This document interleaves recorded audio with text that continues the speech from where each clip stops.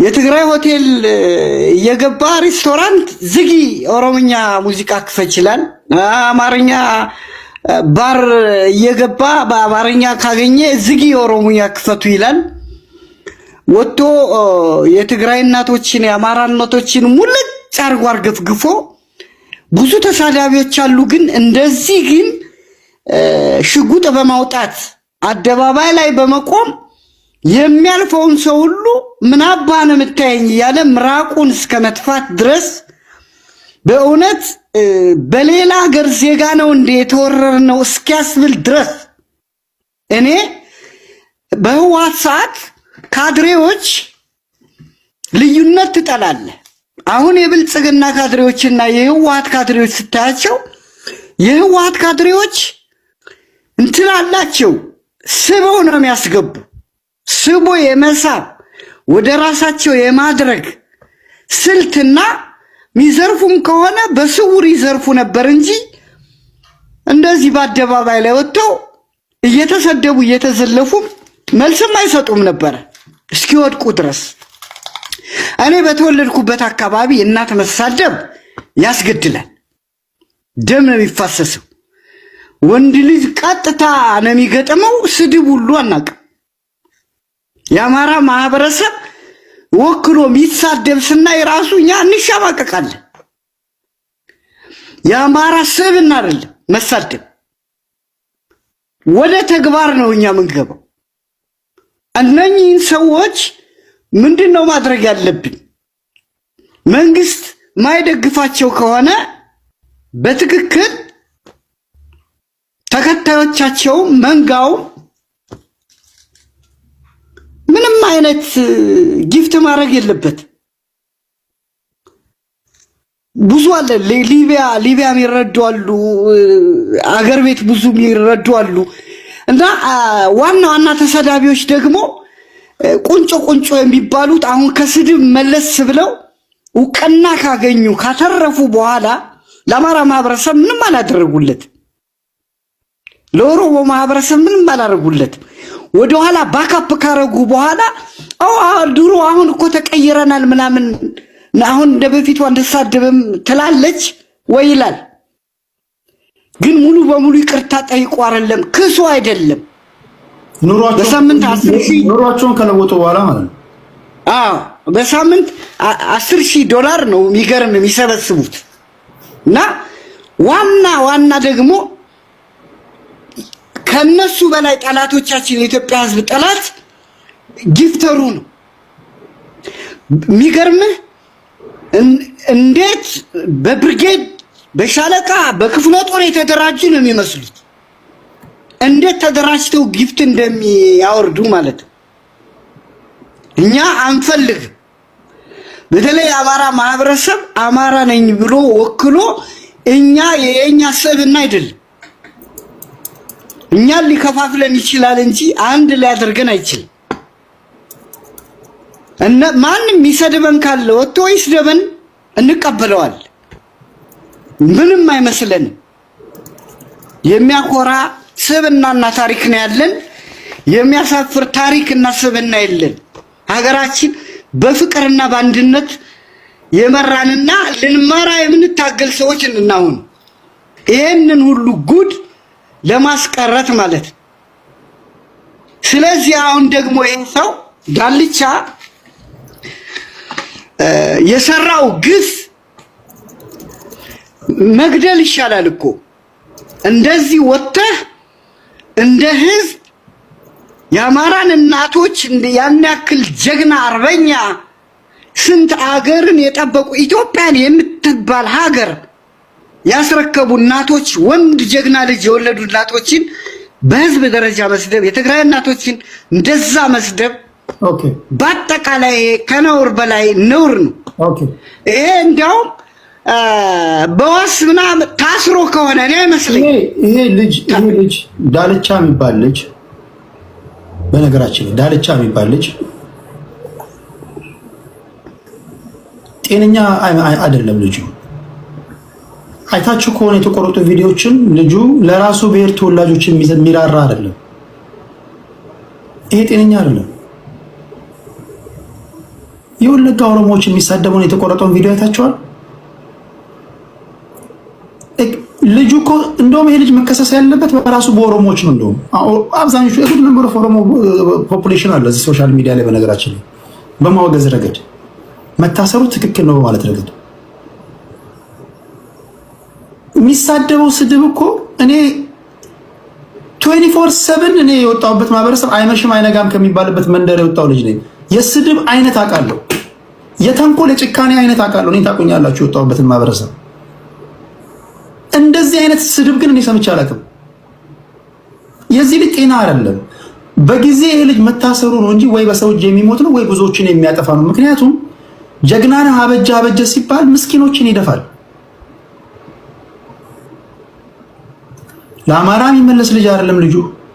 እኔ እስካሁን መቆየቱ ራሱ ወይ ስላላዩት ነው ብዬ እንዳለንት እንዳለ የፐብሊክ ሪከርድ ነው። አንድ ጌም ተጫዋች የሆነ ነገር በቀልድ መልክ ተናገረች ተብሎ ተፈልጋ ንግግሯ የምትታሰርበት ሀገር ላይ ያለ ነው። ኦሮሞን ይሳደባል፣ ግለሰብ ይሳደባል፣ ትግራዋይ ይሳደባል፣ ሃይማኖት ይሳደባል፣ ኢንክሉዲንግ ጠቅላይ ሚኒስትሩንም ይሳደባል እኮ። እኔ ልጁ አላዩትም እንዳለ የሚታይ ልጅ ነው ይልጅ።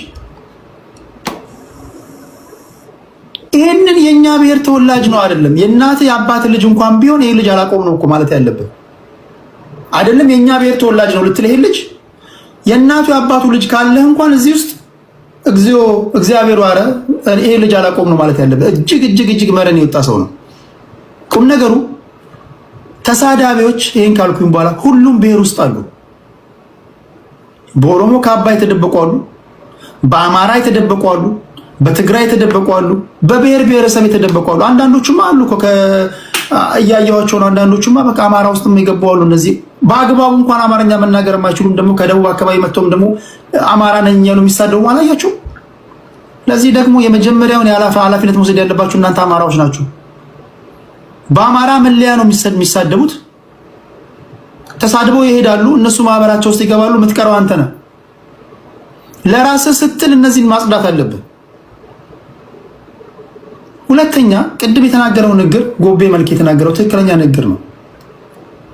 አትሊስት ተሳዳቢ ከሆንክ ጎበዝ ነኝ ጀግና ነኝ ካልክ አትሊስት ታይ መታየት አለብህ። አንተ ጨለማ ውስጥ ነህ፣ እኛ ብርሃን ውስጥ ነን። አንተ ጨለማ ውስጥ ሆነህ ትሳደባለህ፣ ብርሃን ውስጥ ያለው ሰው ላይ ትፎክራለህ። እንዴት ይሆናል? እኔ ምድር ከተፈጠረ ጀምሮ ጨለማ ውስጥ ሆኖ የሚፎክር ሰው አይቻል አቅም። ሰው ብርሃን ላይ ወጥቶ ኦኬ አትሊስት አሁን እንደው ይሄ ዳልቻ የምትለው አእምሮ ላይ ብሎ የታሰረ ሰውዬ እንደው ብርሃን ላይ ወጥቶ ይፎክራል። ያው ታስረዋል። ጨለማ ውስጥ ያለ ሰው እንዴት ነው የሚሆነው? ስለዚህ ጨለማ ውስጥ ደግሞ ካለ ጨለማ ውስጥ ሆኖ የሚሳደበው የሚያስቃችሁ ነገር እኮ ዛሬ ስማችሁን ይጠራል እንጂ ነገ ሌላ ብሔር ውስጥ ይገባሉ። እነዚህ ጨለማ ውስጥ ያሉ ሰዎች የእናንተ ብሔር ተወላጆችም አይደሉም። በነገራችን ላይ ስማችሁን ስለጠሩ ብቻ አስከበረን ብላችሁ እንደዚህ የምትዘሉ ከሆነ በጣም ማዘን አለባችሁና ሁላችሁም ብሔር ብሔረሰቦች ውስጣችሁን ፈትሹ። ብሔር ብሔረሰቦች ሆይ ጋጦጦቻችሁን ታስራላችሁ አታስሩም? ይሄ ነው መሪ ቃላችን ዛሬ። አኩና ማታ ታጣናቀውና ወደ ቅድስት እንሄዳለን። እሺ ከፍተኛ ካራክተር አሳሲኔሽን ነው ያደረገው ይሄ ዳልቻ የሚባለው። የፊልድ ማርሻሉን የብርሃኑን ጁላን ፎቶም ለጥፎ አጎቴ ነው የአባቴ ወንድም ነው ይላል። ሬፍት ቫሊ አባቴ ነው ይላል ዩኒቨርሲቲው። የማያደርገው ነገር የለም። በጣም በሚዘገንኑ ግን አንድ ነገር ብናገረው የኢትዮጵያ ሕዝብ ጀግና ማህበረሰብ ነው። ለማንም ለምንም አይበገርም፣ አንበረከክም። ማንም ሰው የተበሳጨ ሰው እንደሱ ማይሳደብ ሰው ወንድ የሆነ ግን ሊያጠፋው ይችላል። እሱም ብቻ አይደለም፣ ማንም እንደዚህ አደባባይ ወጣው በውስጥ የሚኖሩ በውጭ ሀገር የሚኖሩ አንድ እኮ ካድሬ ነኝ ካለ ዓላማውን ሌሎችን ስቦ ማስገባት፣ ሌሎችን በፍቅር መሳብ፣ ዓላማዬ እንዲህ ነው፣ ተግባር ይሄ ነው፣ እኛ ፍቅር ነን፣ እኛ ለሀገራችን ነው የምንሰራ ብሎ ሌላ ነገር መስበክ ይችል ነበር። ስለዚህ እኛ ያየን ያለነው የኢትዮጵያ ሕዝብ ካድሬ ነኝ ብሎ በጣም ብዙ ጊዜ ቆይቷል። በሚወጣበት ጊዜ ሁላ ህዝቡም ምንድን ነው የሚለው? የብልጽግና ደጋፊ ነኝ፣ ብልጽግና ነኝ፣ ከፍተኛ ባለስልጣን አባሎች ሁሉ ዘመዶቼ ናቸው ስለሚል ህዝቡን ግልብጥ ብሎ ያየዋል። ምንድነው ብልጽግና በሌላው የኢትዮጵያ ማህበረሰብ ያለው አመለካከት የኮንኪውር ነው፣ ወረራ ነው፣ ሌላውን የበታችነት አድርጎ ኢሊሚኔት ማድረግ ነው እስከሚል እሳቤ እንዲገባ ያደረገ ሰው ነው እና ይሄ በዋስ ምናምን ሊፈታ የለበትም። ከአሜሪካ የሄደው በስነ ምግባር ተባሮ ነው አሜሪካን ያበረረችው። ብልጽግና ነው የተቀበለው። ይሄ መረጃ ከሌለ ከአሜሪካ የተባረረ ነው።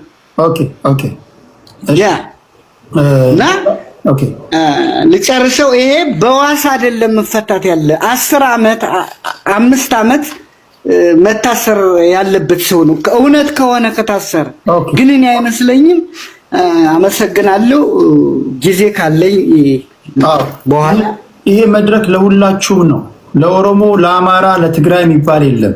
ሁለህም ጋጥ ወጥህን አትደብቅ። ሁላችሁም ብሔር ብሔረሰቦች ውስጥ ኢንፋክት የጋጥ ወጦች መፈልፈያ ሆኗል። ራሱ የብሔር ፖለቲካው ራሱ ሂስን ዋጥ ማንንም ጋር ቅዱስ የለም። ቅዱስ ምናምን ካለ በቁጥር ምናልባት ሶሻል ሚዲያ የማይጠቀሙ ካሉ እነሱ ምናልባት ደቡብ አካባቢ ያሉት ወይም ደግሞ የኔ ብሔር ተወላጆች የማንኪያ ነገሮች ናቸው። ማንኪያ ነገር ብቻ እዚህ ሶሻል ሚዲያ ላይ በቁጥር ትንሽ ነን። ቁም ነገር ሁላችሁም ብሔር ብሔረሰቦች ጋጦጦቻችሁን እሰሩ። በተረፈ ጋጦጦቻችሁን ሳታስሩ ሌላው ላይ ጣት ማላከክ በጣም በጣም በጣም በጣም ከባድ ነው የሚሆንባችሁ። ትግራዋይነት በባለጌ አይወከልም። አማራነት በባለጌ አይወከልም። እንደምትለው አማራ ብለህ የምትንገበገብለት ብሔር በባለጌዎች ሲወከል ሊያናድህ ይገባል። በጣም ብሔርተኛ ነህ አይደል? ኦሮሞነትህ በባለጌዎች ሲወከል ሊያንገበግብህ ይገባል። ብሔርተኛ እኮ ማለት ያንተ የወጣበት ማህበረሰብ በአሉታዊ መንገድ ሲጠቃ ወይም ሲጠራ የሚያንገበግብህ መሆን መቻል አለበት። ብሔርተኛ ነኝ ብለህ ጋጥ ወጥ እየሸለም ከዚህም ታይም ደግሞ እኔ ለብሔሬ ምንም ለራስህ እንኳን አትሆንም። እሰሩልን ጋጥ ወጦቻችሁን። መሬት ላይ ያሉት ወገኖቻችን በተለይ ዲያስፖራዎች በሚቀልቧቸው ሰዎች እየታረዱ ነው። ምስኪኖች እየታረዱ ነው። አንድ የሆቴል አስተናጋጅ የምትሰደበው ቲክቶክም ላይኖራት እኮ ይችላል። ከዚህ ከቲክቶክ ላይ በወረደ እንካ ሰላምታ ምናምን ነው መሬት ላይ የሚወጡ ስድቦች። ቲክቶክ ላይ የነበረ ልጅ ነው ቲክቶክ ላይ ይሰዳደባል። ዘን እናንተ ላይ ያለውን እንዴት ሄዶ አንድ አስተናጋጅ ላይ ይወጣል። ስራውን እየሰራች ያለች ልጅ አያችሁ እንዴት ምን ድረስ እንደሚወርድ። ነገር ሊስትሮ ጠራጊው ይመታል። የቀን ሰራተኛዋ ትደበደባለች። ያቺ የቀን ሰራተኛ ወይ ሊስትሮ ጠራጊ ቲክቶክ አካውንት የለውም። ተሳዳቢውና ጉዳት አድራሹ ግን ከዚህ ከቲክቶክ ሄደ ነው መሬት ድረስ ይወርዳል።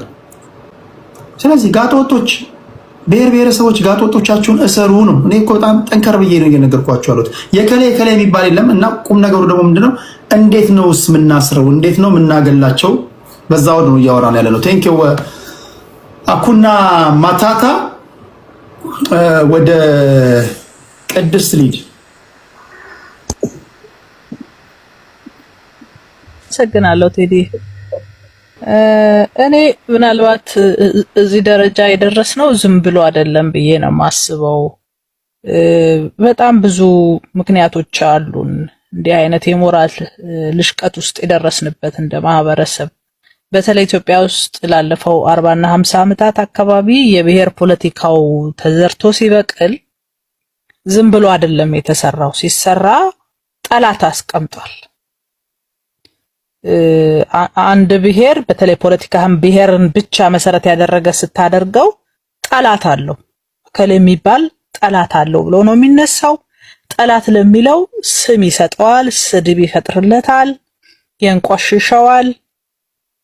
ስለዚህ በዚህ ውስጥ ፖለቲካችን እየተሰራ መጣና ልክ እንዳሁኑ እንዲህ ማህበራዊ ሚዲያ ስለሌለ በየአካባቢው የብሔር ፖለቲካውን ይዞ የሚነሳ ሰው ሌሎችን ጠላቶቼ ሲል ሌሎችን አጠፋቸዋለሁ ሊያጠፉኝ ነው ሲል በየአካባቢው ስድብ የማንቋሸሽ ስም ሲሰጥ ነው የቆየው።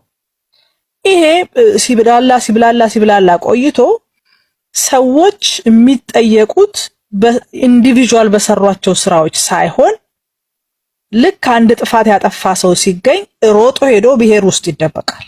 ሮጦ ሄዶ ከዛ በመንጋ ይመጣና የኔ ብሔር ሰው ስለሆነ ነው ይባላል።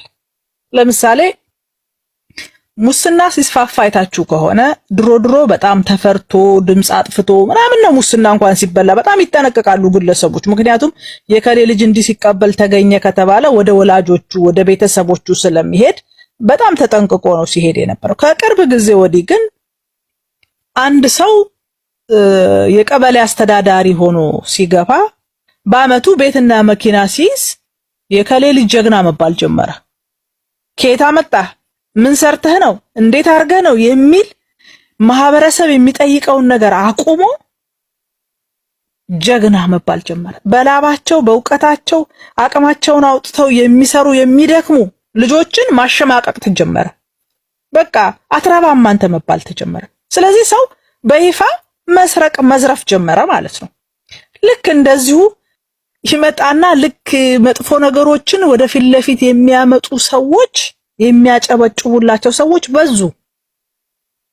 አንተ ጀግና ነህ፣ አዋረድከው፣ ልክ ልኩን ነገርከው እየተባለ ማለት ነው። ስለዚህ ይሄንን መሬት ላይ የነበረውን ነገር በተለይ የቲክቶክ ፕላትፎርም ሲመጣ እንዳለ ይዞ ወደ ቲክቶክ ገባ። አሰሱም ገሰሱም እውቀቱ ያለውም አቅሙ ያለውም የሌለውም፣ ምክንያቱም ሚዲያው እጁ ላይ ስለሆነ በስልኩ ስለሆነ ይዞ ወጣ። ልክ እኔ መናገር ያልፈለኩትን ነገር ሌላኛው እኔን ወክሎ ሲናገር ደስ እያለ የመጣው ማለት ነው። አማራን ተነስቶ ኦሮሞ ሙልጭ አርጎ ሲሰድባው ከስር ያሉ ሰዎች እያጨበጨቡ ደስ እያላቸው መሸለም ጀመሩ። ያኛው ሰውዬ ባንዴ መንገስ ጀመረ። ምን እዚህኮ ቲክቶክ ላይ ለመንገስ እኮ ሌላ መድከም አይጠበቅም፣ መሳደብ ብቻ በቂ ነው። በቃ የሚሳደቡ ሰዎች ብዙ ተከታይ ያላቸው ሆኑ፣ የሚሸለሙ ሆኑ።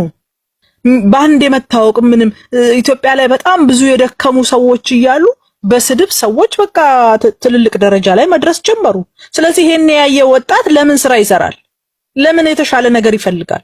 መጥቶ ተሳድቦ ባንዴ ወደ እውቅናው መሄድ ቀላል ሆኖለታል ማለት ነው።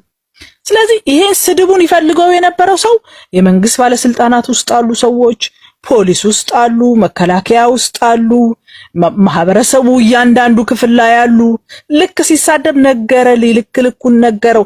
እንዴ የመንግስት አመራር ሆኖ እኮ እንትና ትላንትና እንንትናን እንዲህ ብሎ ሰደባቸው ብሎ ቲክቶኩን ከፍቶ ቢሮ ውስጥ እኮ ይሰማሉ። ይሄ የት ነው ያለው ካልን ሁሉም ጋር ነው፣ ሁሉም ማህበረሰብ ጋር ነው። ይሄ እከሌ ከከሌ የሚባል አይደለም፣ ሁሉም ሰው። እንዴ በጣም የሚያሳፍረው እኮ የኢትዮጵያ ቲክቶክ ተጠቃሚዎች እኮ ዝም ብላችሁ ብታዩት አሉባልታ፣ ወሬ፣ ስድድብ እኮ ነው በየቀኑ የሚፈስበት። በእውነት በጣም እኮ ነው የሚያሳዝነው። ስለዚህ ይሄ እንደ ማህበረሰብ የደረስንበትን የሞራል ልሽቀት ነው የሚያሳየው። ስድብ እኮ ነው ሲፈበረክ የሚውለው። በእውነት ነው የምላችሁ። ልጆች ትምህርት ቤት ምናምን አካባቢ ላይ እንትን ብትሏቸው ቲክቶክ ላይ አንዱ ታዋቂ ቲክቶከር ወጥቶ ሲሳደብ የዋለውን በማግስቱ ህፃናት ልጆች ትምህርት ቤት ውስጥ ሲነጋገሩበት እንሰማለን። እኔ አሁን ስለ ዳለቻ ምናምን ብቻ ማውራት እኔ ጥቅም አለው ብዬ አላስብም። የዳለቻ አይነት መዓት ሰው አለ፣ መዓት ከየብሔሩ ከየአካባቢው፣ አንዳንዴ መልኩን ይቀይርና ከየሃይማኖቱ። እንዴ እግዚአብሔር እንፈራለን እናመልክበታለን የምንለው ሃይማኖት ውስጥ እኮ ቁጭ ብለን ሌላኛውን ሃይማኖት ሙልጭ አርጎ ሲሰድብ የሰደበለት ሃይማኖት ተከታዮች እልል እያሉ ሲውሉ እኮ ነው የምናየው። በጣም እኮ በቃ ግራ የሚገባ ምን አይነት እንትን ውስጥ እንዳለን ራሱ ግራ የሚገባ ለቀጣዩ ትውልድ ምን ለማስተላለፍ እንደምንፈልግ ምን አይነት ትውልድ እንዲፈጠርልን የፈለግን እንደሚመስለን ራሱ በእውነት አንዳንዴ ግራ ይገባኛል። ከዛ ያው ማህበራዊ ሚዲያ እንደምታውቀው ነው። እኔ በዚህ አጋጣሚ እውነት ለመናገር ቴዲ በጣም ነው የማመሰግንህ። አንዳንድ ቤቶች ገብተህ ለመወያየት ለመነጋገር አይደለም ለመስማት ይዘገነናሉ። ምንም ከኤቲክስ ውጪ ነው። የሚዲያ አጠቃቀሙን ምንም አይነት ስርዓት የላቸውም። እንደፈለገ የሚሆንበት አይነት ፕላትፎርም ላይ ነው ያለ ነውና እኔ ከዚህ በፊት በተለያየ ምክንያት በዚህ የብሔር ፖለቲካው ሲጦስ እያንዳንዱ ሰው የብሔሬ ተወካይ ነኝ እያለ ሲሳደብ ሲያዋርድ ነበር። አሁን ይበቃናል። እኔ አንዳንዶች አሁን መተው እዚህ እንትና አንተ ጋር መተው ቅዱስ ምናምን ለመሆን ሲሞክሩ ራሱ በጣም ይገርመኛል። አይደለም በብሔር ብቻ አይደለም በግል ደረጃ ስንቶች እኮ ወድቀው አየናቸው። ያከበርናቸው ሰዎች እንዲህ አይነት ሰዎች ስንልላቸው የነበሩ ሰዎች ተንከባለዋል እኮ። ሂሳችሁን ዋጡ፣ ውጡና ይቅርታ ጠይቁ። እስከዛሬ ሲሳደቡ ስትነጋገሩ የነበራችሁ ሰዎች የእውነት ነው የምላችሁ ትውልድን ያበላሻችሁት፣ ሀገር ነው ያስናቃችሁት። ወጣችሁ በይፋ እኔ እንትን አላልኩኝም እንትን ግለሰቦች ተሰዳደቡ ነበረ። እንደፈለጋችሁ ከነበራችሁበት ደረጃ ተንከባላችኋል። ልቁንም ይሻላችሁ ወርዶ ይቅርታ ብሎ መጠየቅ ነው። እኔ እንደውም ቢቻል አንድ ይሄ ሀገር ውስጥ ያለውን መንግስት ህግን የማስከበር ኃላፊነት አለበት። ምንም ጥያቄ የሌለው ነገር እንዳልኩ ነው። ዳልቻ ሲሳደብ ዝም ተብሎ ነበር፣ መንግስት አላየው ወይ ምናምን። ምሳሌ ዳልቻ እንደዛ ሲናገር ይሄንን ይፈልጉ የነበሩ የመንግስት አመራሮች አሉ። ይሄ የማህበረሰባችን ችግር ስለሆነ እኮ ነው። ፖሊሶች ምናምን ሽፋን ሲሰጡት የነበሩ አሉ፣ ስለሚፈልጉት ነው። ሌሎቹንም እንደዚሁ ከተቻለ ከሀገር ውጪ ያለውን አንፎሎ በማድረግ ስርዓት ማስያዝ ይቻላል። ለምሳሌ አንተ በጣም ብዙ ተከታይ ያለህ አይደል? ይሄን ሐሳብ የሚደግፉን ልክ እንዳንተ ሌላ ብዙ ተከታይ ያላቸው ሰዎች አንድ የጋራ ግብረ ኃይል አቋቁሞ ብሔርን፣ ሃይማኖትን፣ እናቶችን፣ ማህበረሰብን ከማህበረሰብ የሚያጣላ ነገርን ሰዎች ሲያስተላልፉ አቁም፣ አለበለዚያ ደግሞ አንፎሎ ማድረግና ስርዓት ማስያዝ እንችላለን። የራሳችን ችግር ስለምንፈልገው ነው። እውነት እንነጋገር ከተባለን ብዙዎቻችን ስለምንፈልግ ነው የምንሰማቸው። እንዴ 3 ሰዓት 4 ሰዓት አንድ ሰው ሲሳደብ እኮ ቁጭ ብሎ ሰው ያያል። ዝም ብላችሁ እስኪ ተከታተሉ፣ ቁጥሩ ሁሉ ይጨምራል። በጣም እኮ ነው የሚያሳፍረውና እኔ ዛሬ ዳልቻ ስለተያዘ እልልልል የሚያስብል አይደለም። ይሄ የማህበረሰብ በየትኛውም አካባቢ ያለ ችግር ነው። እኔ እንደውም ዳልቻ የብልጽግና ደጋፊ ነው ምናምን ብዬ አላስብም። ለምን የሚያደርጋቸው ነገሮች በሙሉ መንግስት እንዲጠላ፣ ሰዎች በብልጽግና ላይ መጥፎ ሳቤ እንዲኖራቸው፣ የኦሮሞ ማህበረሰብ እንደሌላ አውሬ እንዲያዩት እያደረገ ያለ ሰው የብልጽግና ደጋፊ ነው ለማለት በጣም እቸገራለሁ። በተመሳሳይ አማራን ወክለው የሚመጡ ሰዎች መቼም አማራ የሆነ ሰው ያውቀዋል። እናትህ እንዲትሁን ብሎ በአማራ ማህበረሰብ መሳደብ እስከ ሞት ነው የሚያደርሰው። ይሄ ይታወቃል። ግን አማራን ወክሎ እንዲህ ያለ የሚሳደብ ሰው እኔ አማራ ነው ማለት በፍጹም አልችልም። ሌላ ተልኮ ሌላ ፍላጎት ያለው ሰው እንደሆነ አውቆ አማራን ወክሎ ሲሳደብም አቁም ብሎ የአማራ ልጆች ማስቆም አለባችሁ። ኦሮሞን ወክሎ ሲሳደብም የኦሮሞም እንደዚሁም የትግራይን ወክሎ ሲሳደብ በተመሳሳይ ነገር ማድረግ አለብን ብዬ ነው የማስበው። ቴንክ ዩ።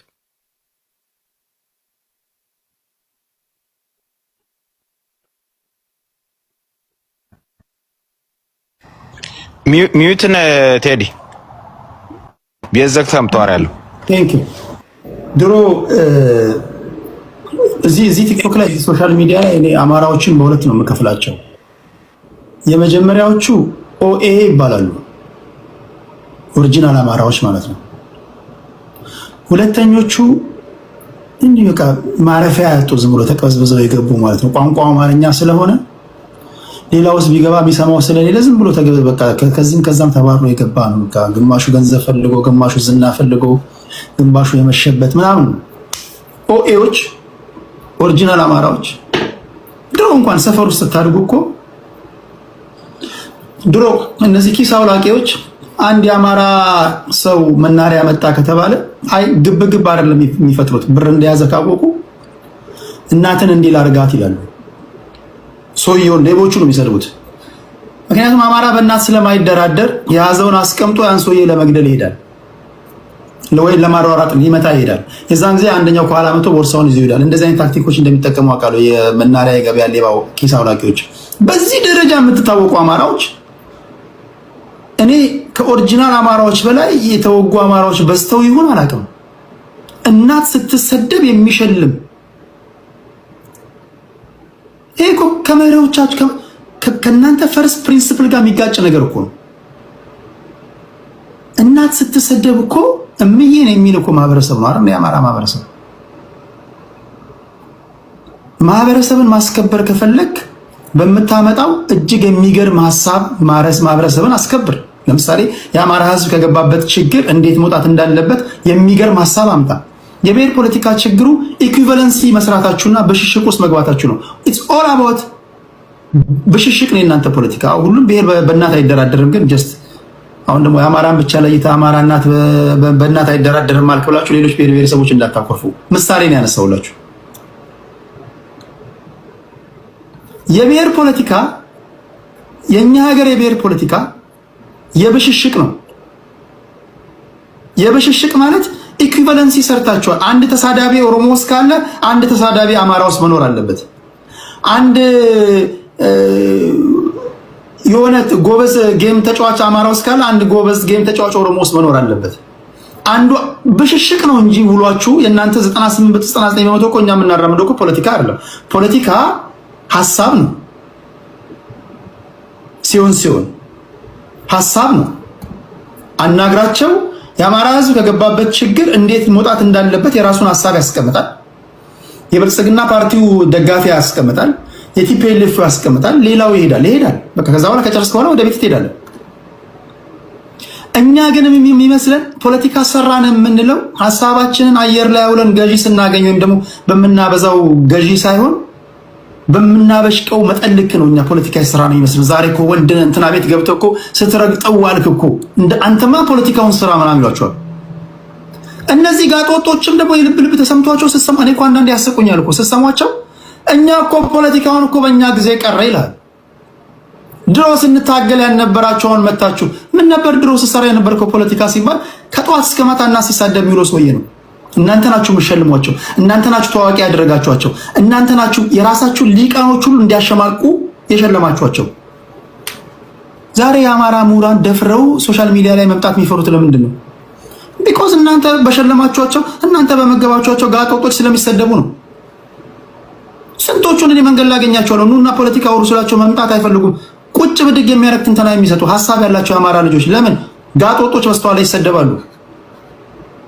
ማንም መጥቶ ደግሞ ክብሩን መጣል አይፈልግም። ስለዚህ ይሄ መሆን ያለበት ይሄ መስተካከል ያለበት የመጀመሪያው ነገር ፖለቲካችሁ በእውቀት ላይ አድርጉት። ጋጦጦችን ለማባረር ፖለቲካችሁ እውቀት ሲሆን ጋጦጦች 5 ደቂቃ አይቀመጡም። ስለ ኢኮኖሚ ፖሊሲ፣ ስለ ፖለቲካ ሲስተማችሁ፣ ስለ ሰብአዊ መብት፣ ስለ ወታደራዊ ቴክኒክና ታክቲኮች ምናምን ማህበረሰቡ ስለገባበት ችግር እንዴት ነው የሚወጣው፣ ምን አይነት ኢኮኖሚ ፖሊሲ ነው የምትከተሉት የሚለው ወሬያችሁ እንደዛ ቢሆን ዳልቻም ጆከርም ሰከንድ አይቀመጡም። ምን ያወራል? ዳልቻና ጆከር የሚቀመጡት እናትን እንዲላርጋትና እናትሽን እንዲላርጋት የሚል ዲስኮርስ ከከፈታችሁ ነው። the only thing እነዚህ ሰዎች ማባረር የምትችሉት ውይይቱን ከፍ በማድረግ ነው። ይሄን ነው እኔ ማስበውና